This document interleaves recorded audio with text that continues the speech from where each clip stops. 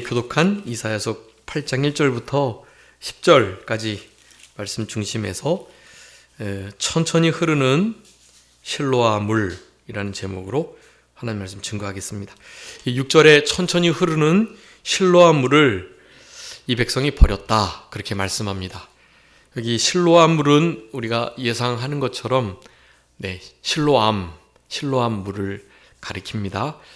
그 실로암 물은 다른 여타 나라에 되게 멋지고 또 굽이쳐 아주 힘차게 흐르는 어떤 그런 물들과는 사실 조금 상대적으로 많이 다르게 느껴지는 물로서요.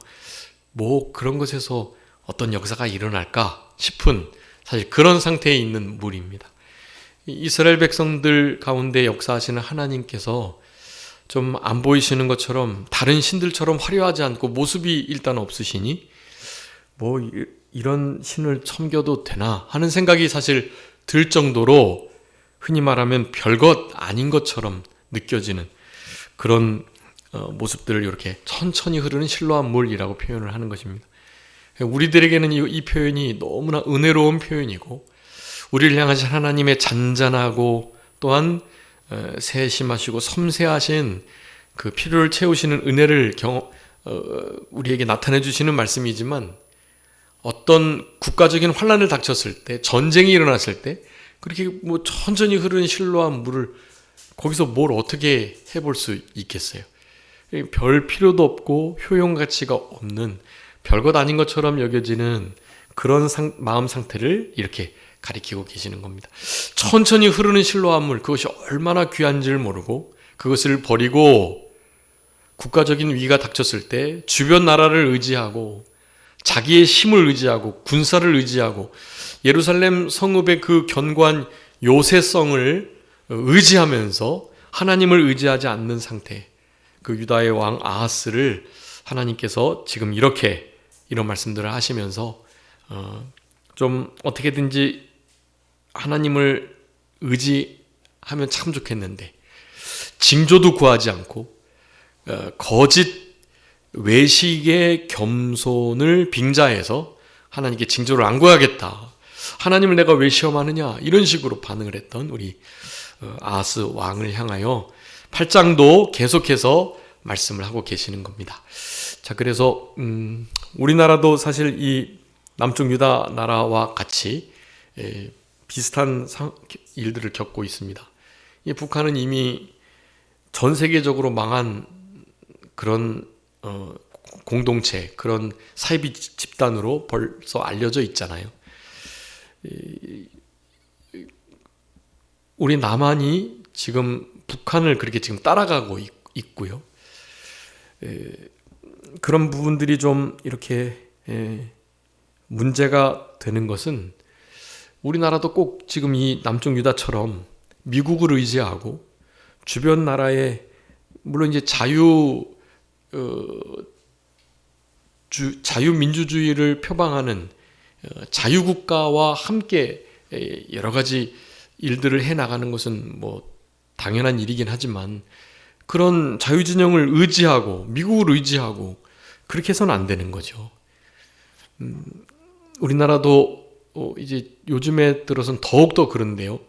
이 우리나라의 무기가 정말로 탁월한 것 같아요. 이 사시사철을 지내는 한도위에도 또 혹한 중에도 이 다른 나라 막 이를테면 영하 40도 막 70도까지 내려가는 나라에서도 우리나라 물건을 움직인다는 거예요.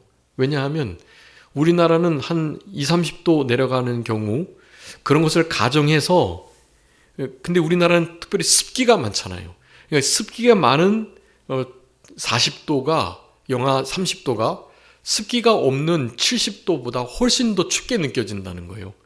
그리고 실제로 여러 가지 물건에도 쓰임을 어렵게 하는 그런 경향이 있다고 합니다.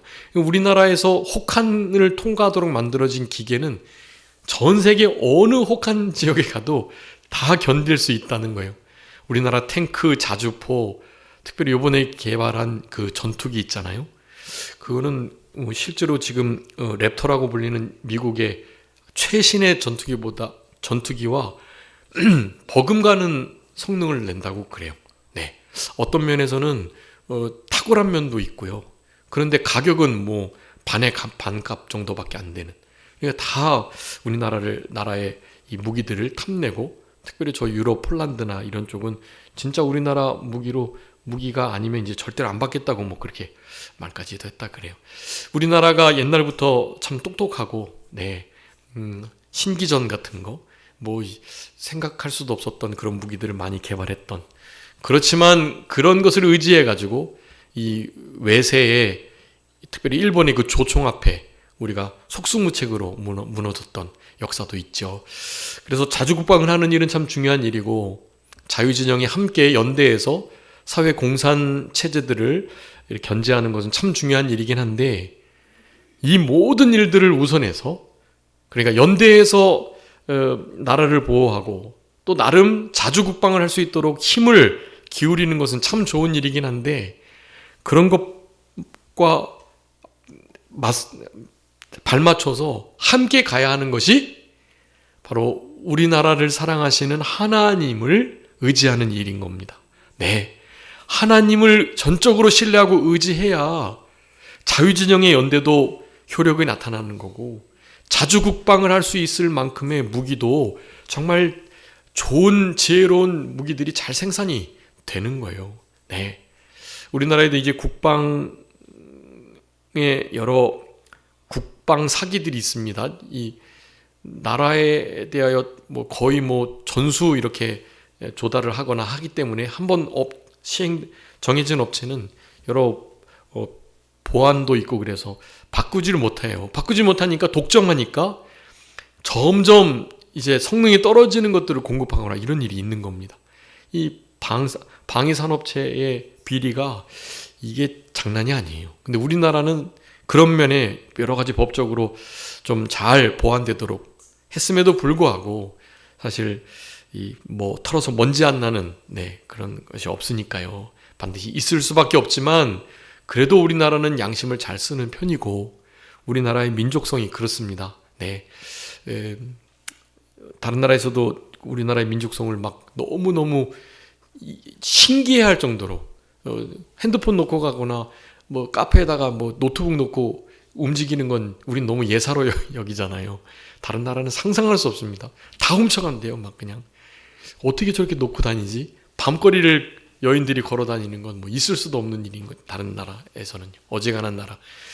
그런 우리나라이기 때문에 그나마 좀 덜하긴 하지만, 그래도 우리가 하나님께 딱 붙어 있지 않으면 사실 어렵습니다. 네, 우리나라는 재헌국회가 성경책 위에 초대 대통령이 그 성경책 위에다가 선서를 했던 그런 나라이고요. 애국가 안에 하나님이 보호하사라는 단어가 있는 국가를 이렇게 부르고 있는 나라인 거예요. 우리나라 무궁화 있잖아요. 그거 로즈 오브 샤론이라고 해가지고요. 이 무궁화라는 그 꽃이요, 샤론 꽃이에요. 샤론. 샤론은 뭐죠? 샤론은 우리 예수님을 의미하는 거잖아요. 샤론의 백합화, 우리 예수님을 의미하는 그 영적인 의미가 담겨 있는 꽃을 이 우리나라 국화로 삼고 있는 나라예요. 이건 너무너무 하나님이 정말로 기뻐하시는 나라가 아닐 수가 없거든요. 그러기에 더욱더 하나님을 의지해야만 하는 거예요. 하나님을 신뢰하고 하나님께 임마누엘의 하나님을 의지하고 의식하면서 하나님의 우리의 의지와 의뢰를 둬야지, 무기를, 옆에 이웃 나라를 의지하면 안 되는 거예요. 오늘 본문은 천천히 흐르는 실로암 물, 그것을 이스라엘 백성들이 버렸다라는 것을 통해서 우리들에게 그러한 영적인 교훈을 하고 계신다고 하겠습니다. 그 실로암 물은 너무 좋은 그 북쪽에 있는 기혼, 거기서부터 끌어온 건데요. 히스기야 왕이 이제 아수르 나라의 사네립이 쳐들어올 때 이제 기온에서 이렇게 물을 떠다가 와야 되는데, 만약에 이스라엘을 포위하면 기온에서부터 물을 못 가져오니까 물이 없으면 전쟁에서 지는 거예요. 그래서 히스기야 왕이 아주 긴 거리에 그 터널 수로를 뚫었어요. 기온에서부터 오는 터널로 예루살렘 쪽으로 오게끔 했어요. 그래서 거기서 예루살렘 쪽에서 드러난 못이 그게 바로 실로암 못이에요. 거기에 이제 실로암이라는 천천히 흐르는 그 못이 거기에 있었고, 그리고 저쪽 기온샘은 다 틀어 막은 겁니다. 그래서 밑에서 지하로부터 그것이 이렇게 쭉 흘러나와 가지고 기온과 이 예루살렘의 실로암까지의 그 경사도가요 한 1, 2m밖에 안 나가지고요 그냥 천천히 흘러오는 거예요. 그냥 진짜로 경사가 급하게 수로를 해놨으면 쫙쫙 물이 흐를 수도 있는데요, 그렇지 않게 설계를 했다고 하더라고요. 그 천천히 흐르는 실로암 물, 거기서 이스라엘 백성들이 특별히 예배할 때 쓰는 성수라든가 그런 것들을 많이 썼다고 합니다. 영적으로 그 실로암 물을 버렸다라는 것은 예배를, 하나님을 사실은 버렸다라는 의미를 우리들에게 나타내주고 계시는 거예요. 역사적으로도 이스라엘 백성들이, 남쪽 유다가 아수르 나라와 친아수르 정책을 펴가지고 이 아람 나라하고 북쪽 이스라엘을 지금 견제하고 있었던 거예요. 하나님이 그렇게 하지 말라고 하는 건데 끝까지 그 일을 해서 결국 자신들이 신뢰했던 아수르 나라에 의해서 저 위쪽 북쪽 이스라엘과 아람 나라도 망하고 남쪽 유다 나라마저도 계속해서 침략을 당했던 거예요. 그래서 아수르 나라에게 남쪽 유다 나라도 거의 망하게 될 정도로 그렇게 늘 공격을 받고 계속해서 이제 핍박을 당하는 그런 상황 속에서 그 아수르를 이제 하나님께서 후에 세우신 바벨론으로 하여금 그 아수르 나라를 멸망시킨 거죠. 그래서 그 바벨론에 의해서 남쪽 유다 나라가 멸망을 하게 되는 것입니다. 그런 역사적인 사실들이 우리나라의 사정과 너무 비슷하게 지금 펼쳐지고 있는 현재를 지금 우리가 살아가고 있는 겁니다. 여러분, 세상 의지하지 말고, 돈 의지하지 마시고, 보험 의지하지 마시고, 자녀들 의지하지 마시고, 내가 가진 건강과 또 나의 재력, 나의 어떤 능력, 그런 거 의지하지 마시고, 이웃 나라 그런 거 의지하지 마시고요. 누구만 의지해야 된다고요? 네, 오직 하나님 여호와 그분만을 임마누엘의 신앙으로 의지하시고 살아가시는 그런 우리들. 오늘 본문에 이제 그 아람 나라하고 북쪽 이스라엘이 이제 얼마 못 돼서, 우리 이사야 선지자가 이제 아하스에게 가가지고 그 시냇가 윗못에서 만나서 지난해 스알야숲 자기 아들 데려갔잖아요. 남은 자가 돌아간다. 그런데도 임마누엘 그 예언을 믿지 않고 징조를 구하지 않아가지고 하나님께서 지금 또다시 이제 8장에서 이 예언의 말씀을 하시는 거예요. 마헬살랄 하스바스라는 예언이에요. 이게 마헬살랄 하스바스라는 단어로 크게 써가지고 그 이름을 우리 이사야 선지자의 아들에게 줍니다. 이 사건 이후에 이제 하나님께서 이사야 선지자의 아내에게 아들을 주셔가지고 마헬살랄 하스바스라는 이름을 그에게 줘요. 근데 그 이름이 뜻이 뭐냐 하면, 여러분 그 뜻이 뭐죠?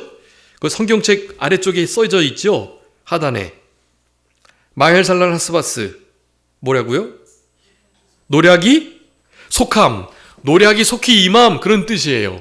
이것은 무슨 뜻이냐 하면 아람과 북쪽 이스라엘이 연합해서 남쪽 유다를 치고 있지만 우리 7장 1절에서 이기지 못하게 하셨잖아요. 두렵기는 하지만 하나님이 이기게 못하시는 거예요. 못하게 하시는 거예요. 막아주고 계시는 거라는 거죠. 도리어 그 남쪽 유다를 침공했던 북쪽 이스라엘과 아람 나라가 속히 침략을 당할 거다, 그런 의미예요. 마헬살랄 하스바스.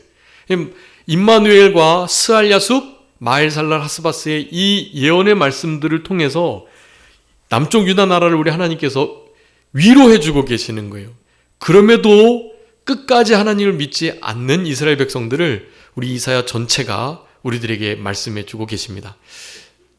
어떻게 이럴 수 있지? 아니, 스알야숲, 임마누엘, 마헬살랄 하스바스, 이런 게 이렇게 많이 주어지는데도 왜 하나님을 믿지 못할까요?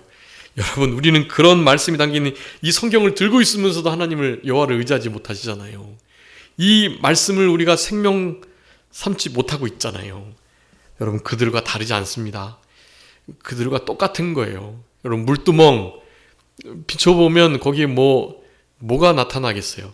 자기의 더러운 발과 더러운 못과 옷들과 흐트러진 옷매무새가 보이는 거죠. 여러분, 성경의 영적인 이 거울을 우리가 볼 때 여기에 담겨있는 북쪽 이스라엘과 남쪽 유다 나라의 모든 연약함과 실수와 죄악과 패역이 누구의 모습이다? 우리의 모습이다. 나의 모습이다라는 것을 사실 말씀해 주는 것입니다. 그러니 우리는 천천히 흐르는 실로암을 아무것도 별것 없는 것 같고 아무것도 아닌 것 같은 여러분, 그런 것들을 여러분 결코 소홀히 여기시거나 버리시면 안 되는 거예요. 여러분, 성경 읽는 거, 기도하시는 게 별것 아닌 것 같으시죠? 근데 그렇지 않습니다. 여러분, 성경 읽는 것을 놓치시면 정말 큰 거를 놓치시는 거예요. 성경을 잘 읽으셔야 합니다. 시간을 꼭 내셔가지고. 식사를 못 하셔도 여러분, 성경 읽는 것은 하셔야 해요. 내 영혼의 양식은 하루에 한 번은 채워주셔야죠. 새끼 하루 드시고 또 중간중간 간식도 드시고 야참도 드시고 또 여러 가지 간식거리 잘 드시면서 왜 우리의 영의 양식은 안 드시는 거예요?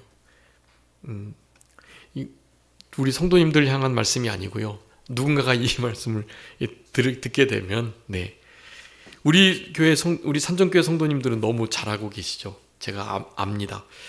더 힘써 주셔야 해요. 주마가편 잘하고 계시지만 더 힘쓰시라고 채찍을 드는 거죠. 여러분, 별것 아닌 것 같은 일이 사실 별게 아닌 게 아니라는 것을 여러분 기억하시고, 이제 마지막 때에 진짜 이렇게 하나님의 말씀을 생명 삼고 그 말씀이 무엇을 우리에게 요구하시나를 분별하는 훈련을 잘 하시지 못하면 마지막 때에 정말 미묘하고 이렇게 오해가 될 만하고 또 잘 분별이 안 되는 그런 일들을 분별하게 될 때가 반드시 옵니다. 여러분, 계시록 13장에 나오는 666의 표, 매매를 하지 못하게 한다는 의미가 무슨 말이겠어요? 여러분, 이런 말씀들은 지혜 있는 자들이 힘써 공부하고 연구를 하고 이 부분이 어떻게 적용될까를 마음 쓰는 깨어있는 이들에게 하나님이 알려주시는 거거든요. 그런 것들을 지금 별 생각 없이 그렇게 생활하시면 나중에 그냥 넘어가는 거예요. 예전에 신사참배 그냥 넘어갔듯.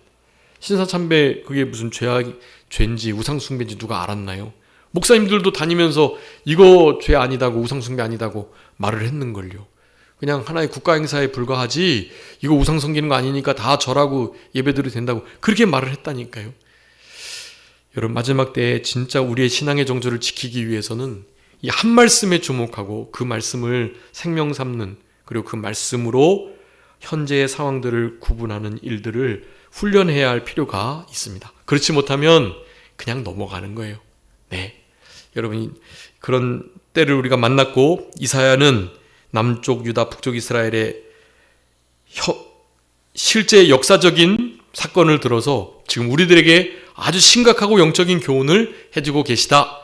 여러분, 천천히 흐르는 실로암을 아무것도 아닌 것 같지만 실로암물을 버리지 않고 그 실로암물을 역사하고 계시는, 그 물을 흐리게 하시고 그 물을 통해서 예배를 받으시고 그 물을 가지고 생명을 살려나가시는 우리 하나님의 살아계심을, 하나님의 역사하심을 확신하시는 그런 우리들이 다 되셨으면 좋겠습니다. 여러분, 오늘 본문의 1절부터 이제 10절까지의 말씀 중에서 큰 대지는 1절부터 5절, 4절까지가 흔히 말하는 마을살랄 하스바스라는 이게 징조이자 예언의 말씀입니다. 노략이 속히 임하겠다. 네, 속히라는 단어를 성경에서는 자주 씁니다. 속히. 우리 예수님도 어떻게 오신다 그랬죠? 네, 속히 오시겠다 그랬어요. 이제 곧 오신다는 거예요. 이스라엘 백성들 여기도 지금 속히 이루어지는데요. 언제요? 여기 16절에 보니까 8장 몇 절에 있죠? 아이가 4절에 아빠, 엄마라고 부를 줄 알기 전에 다메섹의 제물과 사마리아의 노략물 아수르 왕 앞에서 옮겨질 거다. 북쪽 이스라엘과 아람 나라 망하겠다는 거예요. 이 마엘살라스바스의 그 아들인데, 이사의 두 번째 아들인데, 그 아들이 엄마 아빠 말하기 전에요. 불과 한 2, 3년 이후에 실제로 아람 나라가 망하게 됩니다. 그리고 아수르 나라도 아람 나라를 북쪽 이스라엘도 아람 나라를 망하게 했던 그 아수르에 의해서 망하게 돼요. 북쪽 이스라엘이 한 100여 년 먼저 남쪽 유다 나라보다 망하게 됩니다. 네, 이제 곧 있으면 망하게 돼요, 실제로. 그러니 하나님이 계속해서 징조를 구하라고 하는 거예요. 안 구하고 아닌 척 하면서 끝까지 하나님을 믿지 않으니 마엘살라스바스의 예언을 하시는 겁니다. 노략이 곧 임할 거다. 연기나는 두 부지깽이 그루터기와 같은 그 나라 의지하지 말고, 그 나라 두려워하지 말고, 그 나라를 아수르를 협력해가지고 막아보려고 하지 말고 제발 여호와를 의지하라. 천천히 흐르는 실로암 물과 같은 하나님의 살아 역사하시는 그 역사를 좀 의지해라라는 것을 그렇게 말씀하고 계시는 것입니다. 그런데 1절부터 4절까지 그 말씀만 그냥 하신 게 아니에요. 거기에 누구를 세웠다고 말씀했죠? 2절에 보니까 8장 2절 내가 진실한 증인을 세웠다. 제사장 우리야, 그리고 여베레기야의 아들 스가랴. 스가랴는 이제 우리야는 제사장이고요. 그리고 스가랴는 선지자입니다. 그리고 아하스는 왕이죠.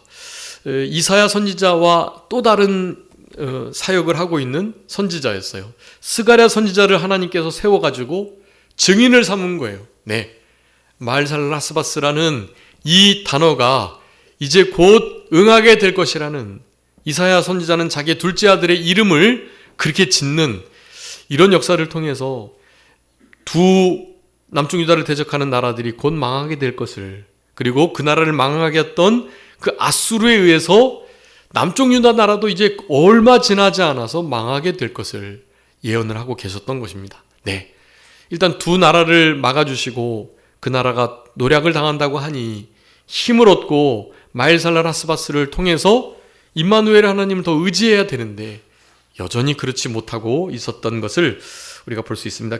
결국 아수르군이 5절에서 8절 보면 침략을 해가지고 그렇게 실로암 물 버리도록, 그래서 그 모든 것들을 의지하지 못하고 이 침략 속에 더 두려워하고 낙심하고 이런 일들을 경험하게 하시죠. 결국 9절부터 10절까지는 그 전쟁 속에서도 아수르 군대가 대제국으로서 아람이나 북쪽 이스라엘 쳐부수는 것은 뭐 일도 아니었지만 남쪽 유다 나라는 어떻다고요? 남쪽 유다 나라는 하나님 우리와 함께 계시다.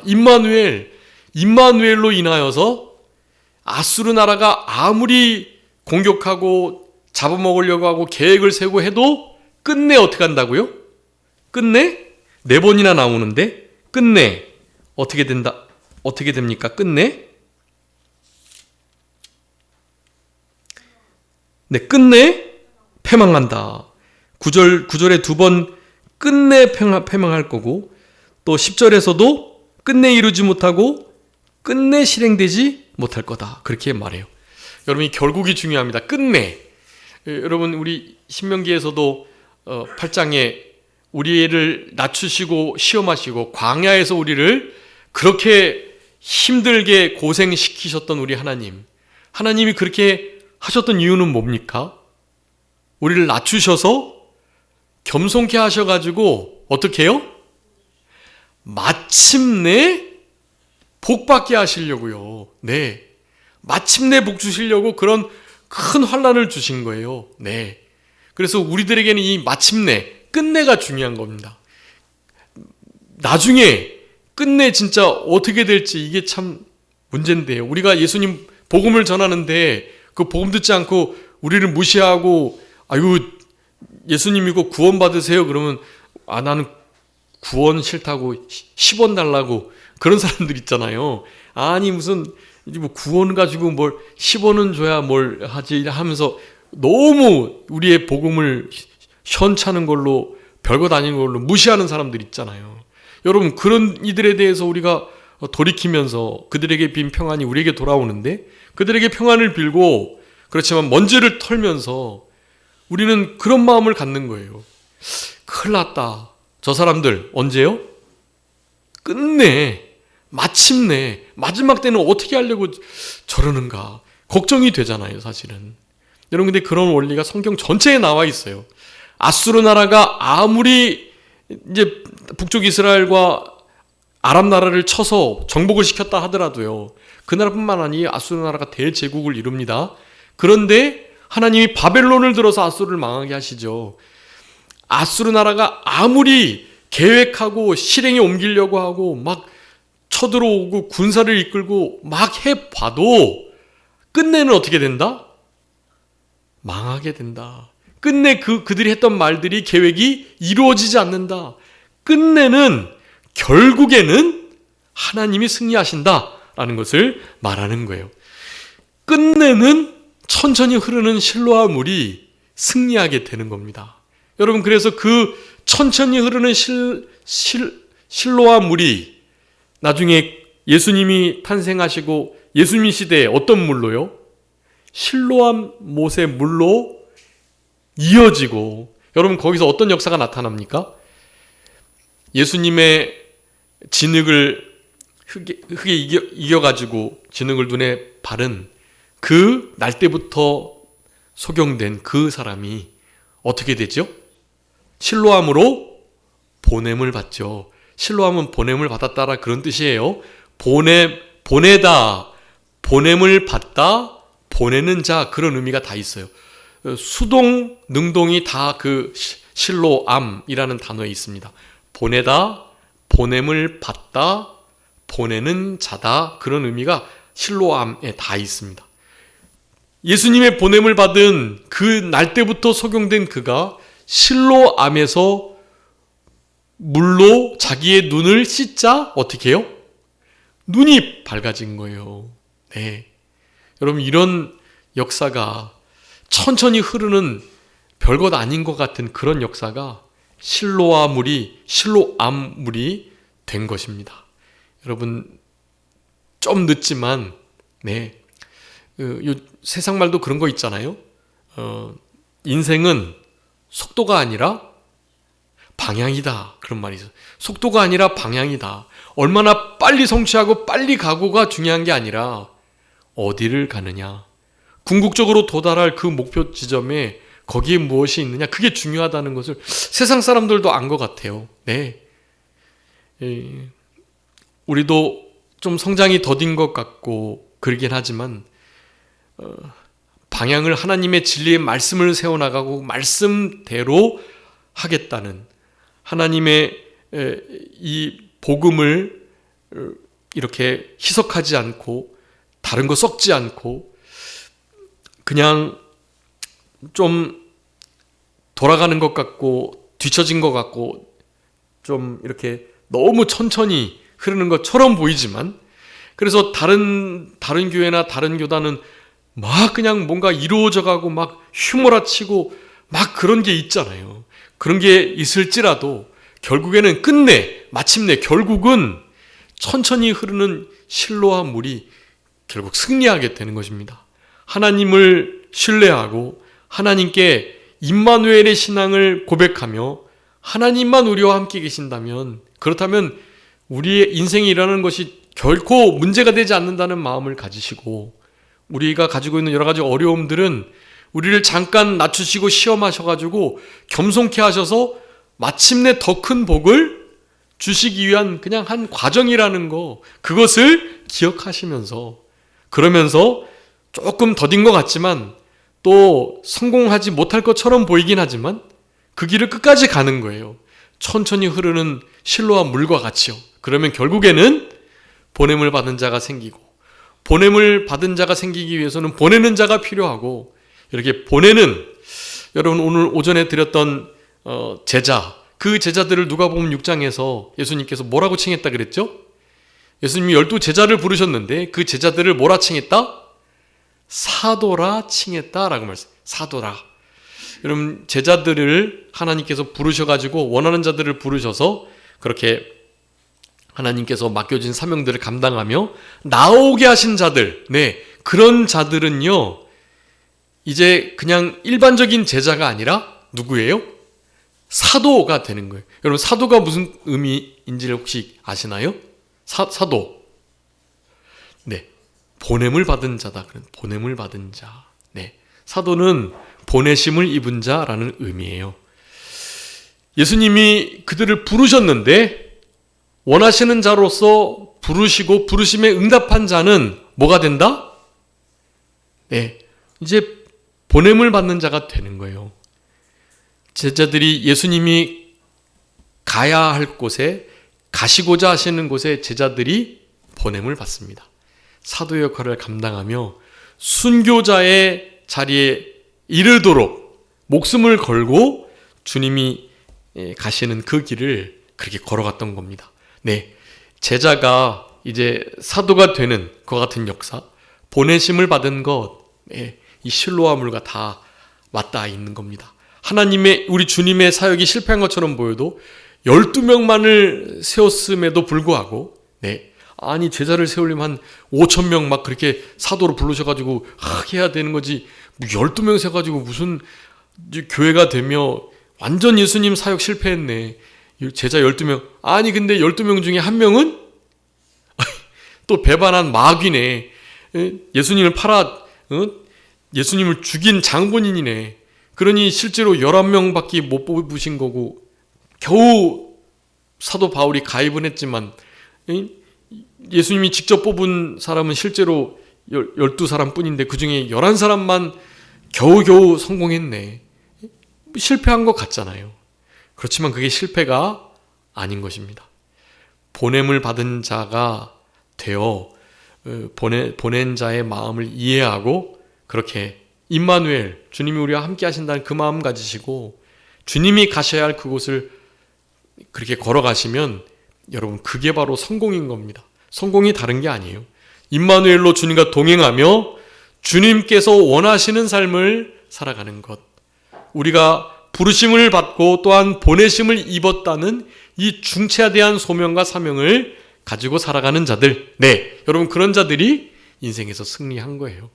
여러분 우리가 가지고 있는 구체적인 어떤 것들도 이 원리를 벗어나서는 안 되는 겁니다. 이 원리에 입각해서 우리가 나름의 인생의 여러 가지 목표들을 하나둘씩 이루어 가시는 거예요. 여러분 그런 삶을 살아가시길 간절히 바라고 천천히 흐르는 실로암 물의 역사가 그렇게 제대로 되기 위해서는 마헬살랄 하스바스라는 이 노략이 빨리 임하게 된다는 징조, 이 징조를 이해하고 그것을 통용되는 물자로 많은 이들에게 알려주셔야 하는 거예요. 그것으로 끝내서는 안 되고 자녀에게 그 이름을 주셔야 하고 그리고 특별히 누구를 세웠다고요? 아까 말씀드렸던 2절에 진실한 증인을 세웠다라는 겁니다. 여러분 이 증인이라는 단어 많이 말씀드렸습니다. 증인 무슨 단어랑 똑같은 단어라 그랬죠? 증인? 네? 순교자. 여러분 증인은 순교자와 같은 뜻이에요. 마르티에 마르티스. 증인된 사명을 감당하려면 어떻게 해요? 순교자적인 각오를 해야 된다라는 거예요. 특별히 잠언에는 많이 나오는데 이 진실하고 신실하고 참된 증인. 여러분 계시록 2장에서도 우리 예수님을 참되고 충성된 증인이라고 표현하세요. 여러분 우리는 마지막 때 증인된 사명 가지고 살아가는 겁니다. 마헬살랄 하스바스를 다른 사람들에게 말씀해 주셔야 해요. 이사야 선지자는 자신의 아들의 이름을 마헬살랄 하스바스로 했고 우리들은 그들의 신실한 증인들로서 여기 스가랴와 우리야와 같은 제사장과 선지자의 역할들을 우리들이 감당해야 하는 거예요. 네, 여러분들이 그런 사명들을 감당해야 할 존재들이시다. 그러니 기억해 주세요. 마헬살랄 하스바스 그것을 진실한 증인들에게 함께 증거하게 했다. 그리고 이 마음을 가지고 살아가다가도 당연히 외세의 침략과 어려움이 닥칠 수밖에 없는데, 그네들이 하나님의 나라, 남쪽 유다 나라를 망하게 하려고 침략을 한다 해도, 계획을 세우고 어떻게 한다고 해도 그네들은 끝내 어떻게 된다? 망하게 된다. 그들이 했던 말을 하나도 이루지 못하게 된다라는 것을 기억하시면서, 그 결정적인 이유는, 유다가 그렇게 망하지 않는 이유는, 망하지 않는 이유가 뭐라고요? 10절에 너희들 계획해봐라, 끝내 이루지 못한다. 또 말 많이 해봐라, 끝내 시행되지 못할 거다. 이는 10절에요. 어떻게 해요?